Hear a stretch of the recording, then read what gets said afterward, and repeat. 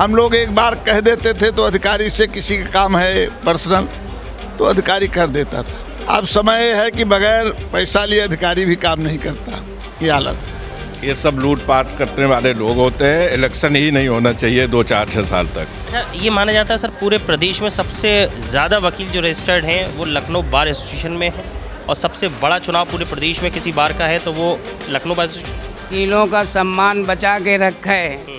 धरातल पर बहुत से चुनाव आपने देखे होंगे, चाहे लोकसभा का हो चाहे विधानसभा का हो, पर इसके अलावा भी कुछ ऐसे चुनाव होते हैं जो अपने आप में बहुत ही बारीकी से नए कीर्तिमान स्थापित करते हैं, या कहें कुछ ऐसे चुनाव होते हैं जिनकी सुगबुगाहट पूरी राजधानी में राजनीतिक चर्चा से लेकर आम चर्चा का विषय बन जाती है। ऐसा ही एक चुनाव है लखनऊ बार एसोसिएशन का वार्षिक चुनाव, जहां पर वकीलों के द्वारा उनका अध्यक्ष चुना जाता है, उनका सचिव चुना जाता है, और वो ये निर्धारित करता है कि किस तरीके से आने वाले वर्ष में वकीलों को हो रही समस्याओं से वकीलों को निजात मिलेगा, क्या कुछ उनके मुद्दे हैं जिन पर गंभीरता से कार्य होगा। आज हम पहुंचे हैं लखनऊ बार एसोसिएशन में। आप मेरे पीछे देख सकते हैं, ये लखनऊ बार एसोसिएशन का सभागार है। यहाँ कुछ तस्वीरें हैं जहाँ पर अलग अलग ऑनरेबल जस्टिस को आप देख सकते हैं, मुख्यमंत्री उप मुख्यमंत्री को देख सकते हैं, बड़े बड़े सेलिब्रिटीज़ को देख सकते हैं जो यहाँ आते हैं, विमोचन करते हैं अन्य चीज़ों का और अवलोकित करते हैं लखनऊ बार एसोसिएशन को अपने वक्तव्य से। आज हम वकीलों के बीच पहुँचेंगे, जानने की कोशिश करेंगे कि क्या कुछ उनके अहम मुद्दे हैं और चुनाव को लेकर क्या कुछ सुगबुगाहट चल रही है। अधिवक्ताओं के इस वार्षिक चुनाव में कुछ ऐसी भी चीज़ें हैं जो निकल कर सामने आती हैं, चाहे वो शेर व शायरी हो, चाहे गीत हो, चाहे कविताएं हों। ऐसी ही एक अपनी अंदाज में शेर व शायरी और गीत लेकर हमारे बीच मौजूद हैं विनोद कुमार श्रीवास्तव जी, जो बता रहे हैं कि किस तरह से चुनाव हो रहा है और क्या चुनाव में देखने को मिलता है। जी विनोद। मैं तो संगीत के माध्यम से सिर्फ इतना कहना चाहूँगा कि किसी को इस तरह नहीं होना चाहिए, वो इस अल्फाज में।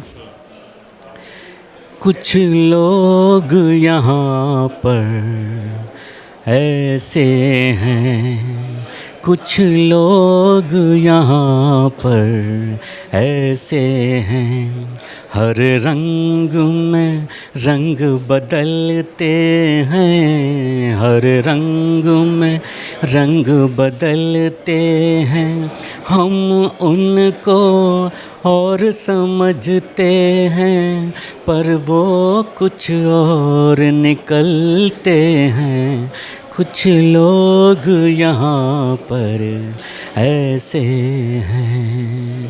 बहुत बहुत शुक्रिया विनोद जी। कुछ ऐसे ही अंदाज में कुछ और लोगों से भी बात करने की कोशिश करेंगे और जानने की कोशिश करेंगे कि आखिरकार इस चुनाव का क्या कुछ उद्देश्य है, क्या कुछ फलसफा। हम पहुंचे हैं लखनऊ बार एसोसिएशन के मेन कैंपस में। यह जानने की कोशिश करेंगे कि आखिरकार वकीलों के अहम मुद्दे क्या हैं जिनको लेकर चुनाव चल रहा है, चुनाव प्रक्रिया में क्या कुछ अहम मुद्दे होंगे। सर, क्या शुभ नाम है आपका? उमेश वाजपेयी।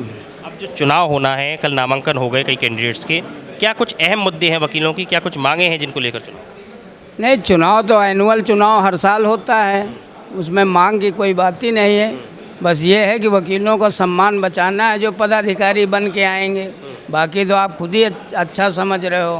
नहीं, फिर भी मतलब जैसे अब कुछ डिमांड्स भी होती हैं, कुछ वकीलों को लगता है कि इस साल में कुछ चीज़ें ऐसी रहीं, अगले साल में बदलाव होना चाहिए, तो बदलाव किन बुनियादों की डिमांड ये है कि वकीलों का सम्मान बचा के रखे, जो अध्यक्ष, मंत्री और कार्यकारिणी चुनी जाए, बस ये समझिए। बिल्कुल। आपका क्या शुभ नाम है? ओपी मिश्रा। क्या अहम मुद्दे हैं, क्या लगता है चुनाव किन चीज़ों पर होना चाहिए? चुनाव के देखिए, ये वार्षिक चुनाव है, हर साल यहाँ चुनाव होते हैं। अब इसमें जो प्रगति इस बार हुई है, हमको लगता है प्रगति के लिए कोई चीज़ बची नहीं है। अब अगला चुनाव जो है वो सिर्फ इस मुद्दे पर है कि वकीलों की प्रतिष्ठा पर आंच ना आने पावे, बस ये इसलिए ये चुनाव कराया जा रहा है। और लोगों से भी जानकारी एकत्रित करने की कोशिश करेंगे। आपका क्या शुभ नाम? संतोष कुमार मिश्रा। क्या लगता है जो चुनाव हो रहा है, क्या कुछ प्रक्रिया रहेगी और कैसे चुनाव में क्या कुछ अहम मुद्दे रहेंगे?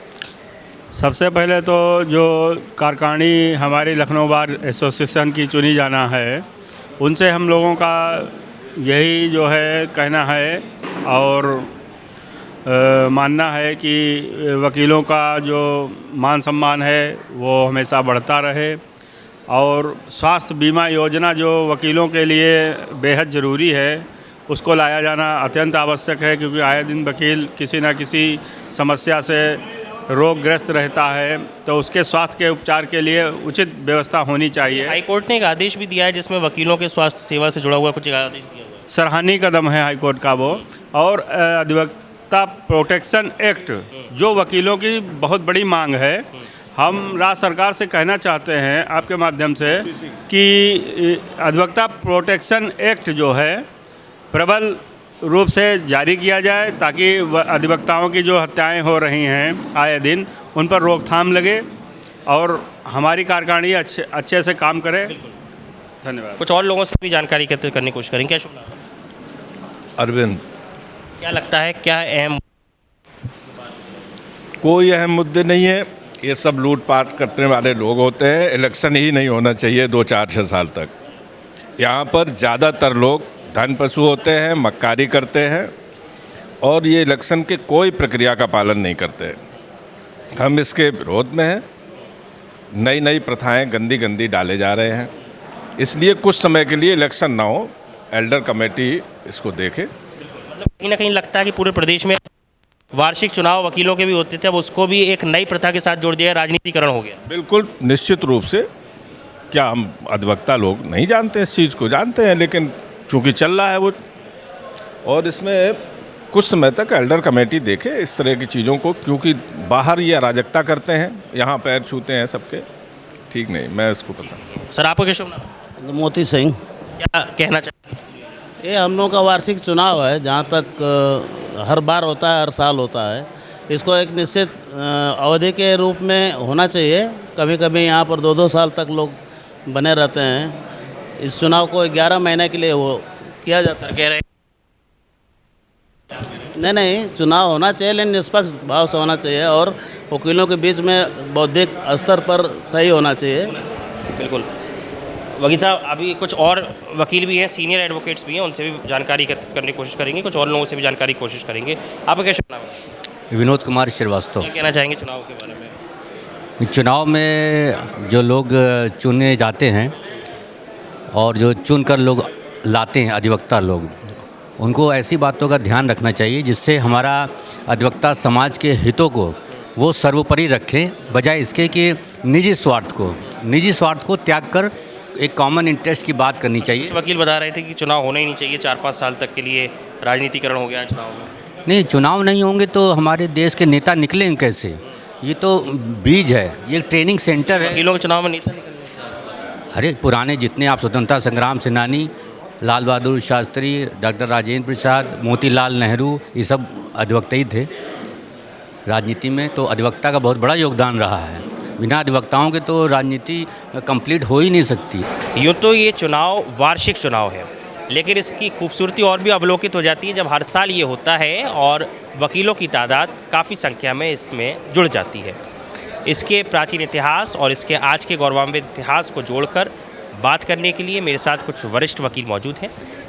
बात करने की कोशिश करेंगे और जानकारी एकत्रित करने की कोशिश करेंगे। सर क्या शुभ नाम है? चंदन लाल दीक्षित। ये एक बड़ा चुनाव माना जाता है लखनऊ बार एसोसिएशन का, किस रूप में इसको?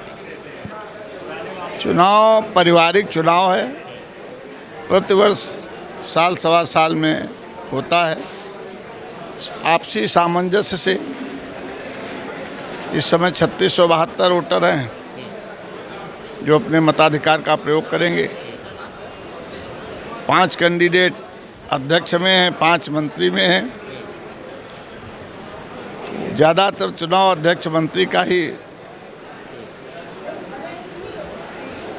टकराव और इंटरेस्टेड होता है। अच्छा, ये माना जाता है सर पूरे प्रदेश में सबसे ज़्यादा वकील जो रजिस्टर्ड हैं वो लखनऊ बार एसोसिएशन में हैं, और सबसे बड़ा चुनाव पूरे प्रदेश में किसी बार का है तो वो लखनऊ बार एसोसिएशन। हाँ, किसी समय लखनऊ बार एसोसिएशन उत्तर प्रदेश नहीं, एशिया में सबसे बड़ी संख्या वाली बार थी किसी समय। तब 8000 वोटर थे। आज धीरे धीरे जब एक बार और एक चुनाव एक मत हो गया विभाजन, तो घट के संख्या इस समय 3672 रह गई। अब तो लखनऊ में सबसे बड़ी बार है, लेकिन उत्तर प्रदेश में मेरी समझ सबसे बड़ी बार नहीं है। सर, बताया जाता है कि आप भी इससे पहले कई बार अध्यक्ष के पद पर रहे। क्या कुछ ऐसे कीर्तिमान थे जो स्थापित हुए? क्या लगता है तब से अब में कितना अंतर आ गया है? मैं लखनऊ बार एसोसिएशन में 2 बार महामंत्री और 4 बार अध्यक्ष रहा, लेकिन तब में और अब में बहुत बड़ा अंतर हो गया।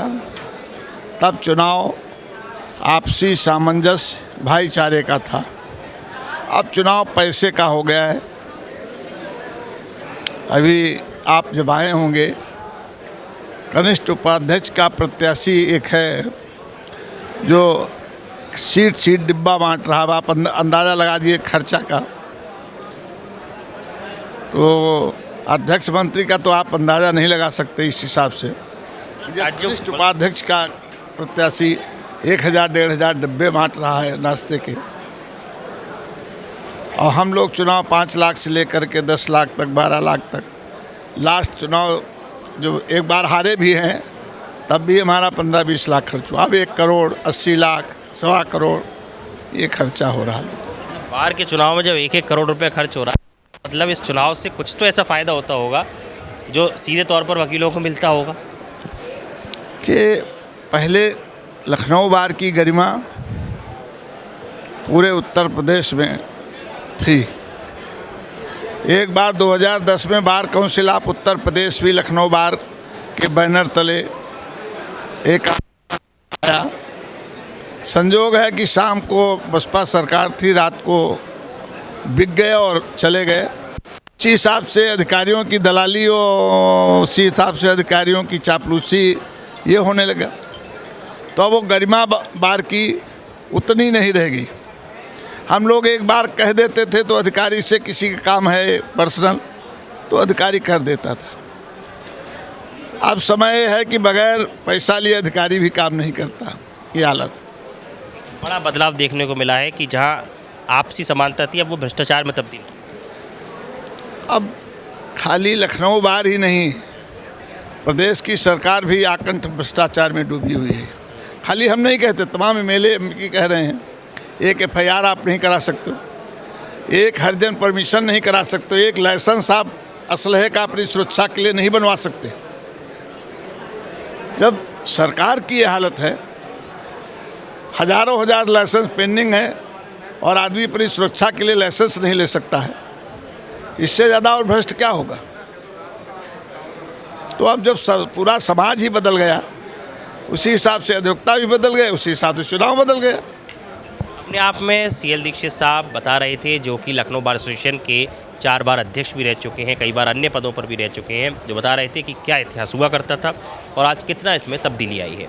लखनऊ बार एसोसिएशन लखनऊ से कैमरामैन अपूर्व के साथ सी न्यूज़ भारत के लिए ऋषभ सक्सेना की खास रिपोर्ट।